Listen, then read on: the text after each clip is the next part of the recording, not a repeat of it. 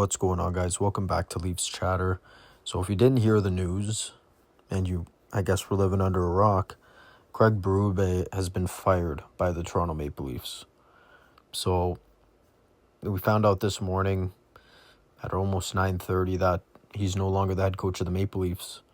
So I guess after they met, Chayka, Sundin, Berube, they had a discussion over the weekend just to kind of pick his brain and see what went wrong. And that's what they landed on. Now, do I think it's the right move? Yeah. I mean, at the end of the day, whatever he was preaching, they weren't listening. And at the end, at that point, if they're not listening to you and they don't believe in how you want to play, then it's done. The coach, it's finished. Whatever power he had left in that room is gone. So I think it was the right move. And now Chayka in the interview said that, talking to players had nothing to do with it. It's bull crap. Don't believe everything he says. I think he's very good in front of the media, but you don't believe everything he says. They 100% spoke with Matthews. They spoke with Willie. They spoke with all the big guys. They probably said they liked Craig Berube. I bet you they did. I bet they said, we like him. He's a good guy, because apparently he is. Everywhere he goes, everyone likes him.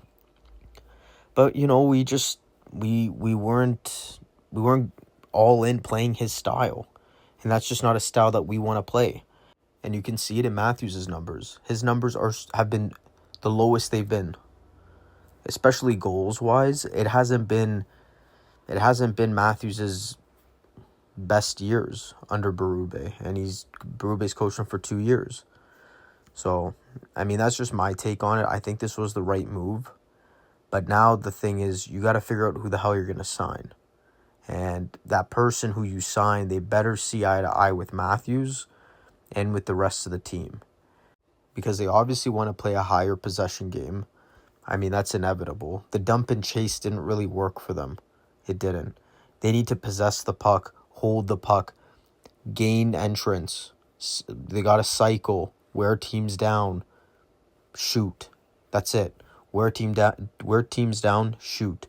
Get the puck on net. You don't have to dump and chase all the time. Your third and fourth lines can dump and chase. They can grind the teams out. But your first and second line, they should be entering in the zone with possession all the time. Because they can do that. They have the skill to do that. So I think Berube was making every team kind of play like a fourth line in a sense. Or like a grinding line. But the thing is, not everyone could play that way. I'd love to see Willie play like that, but he doesn't have it. Nyes, I thought, could have played a really good role with the Leafs, being that grinder, and he's just not showing up as a grinder. He wants to base his hockey style off of Tom Wilson, but he doesn't look like Tom Wilson at all. He's got to take a big jump next season. He has to. Otherwise, that's where you could start looking at trading him. You have to at that point. But you better hope that this guy, whoever comes in, whoever they hire, that Matthews is on board. Because Matthews wants to see who they hire, who they end up signing in the offseason. Charlie Coyle's already taken off that list, so that's one less guy, one less center on the market. So that's not good. But they got to figure out what they do. And I don't totally agree with what's going on, how they're letting Matthews wait and see. In my opinion, you either want to be here or you don't. I know I'm seeing reports that he wants to stay here. Like Elliot Friedman says he wants to be a Leaf. But if nothing's going the right way, why would he stay? Which, to me, it's fuck off. Honestly, fuck off. If that's what you're saying, then get the fuck out. We'll trade you. You got to be committed to the team. It's different if they're doing nothing to help you. To be fair, we haven't got them a top defenseman. We haven't. We've given them Morgan Riley and Carlo.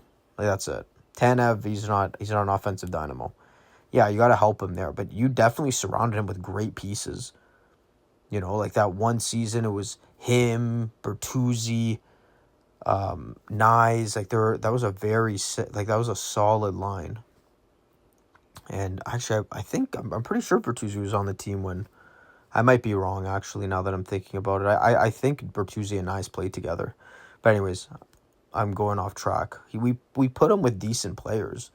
I don't know. I think the main thing is we didn't replace Marner, and that's what bit us in the butt. We didn't replace a 100-point player.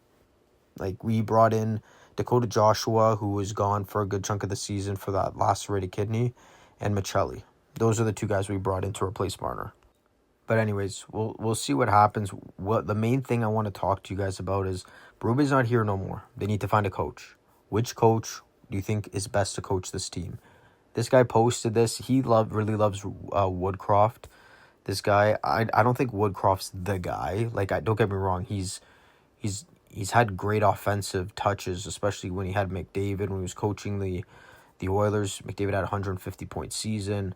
Now he's one of the assistant coaches leading the offense for the Anaheim Ducks. So you could look at that as well.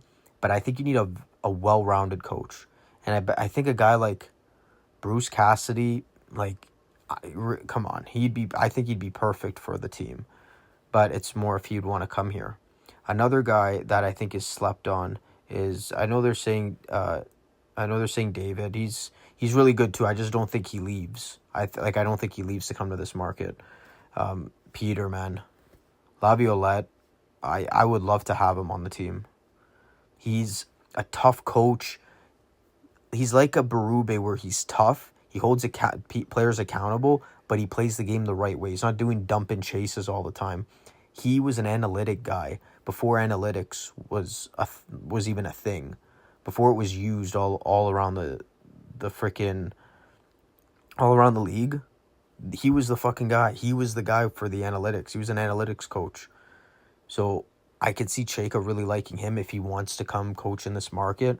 I mean, he's coached in big markets before, so what's stopping him from coming here?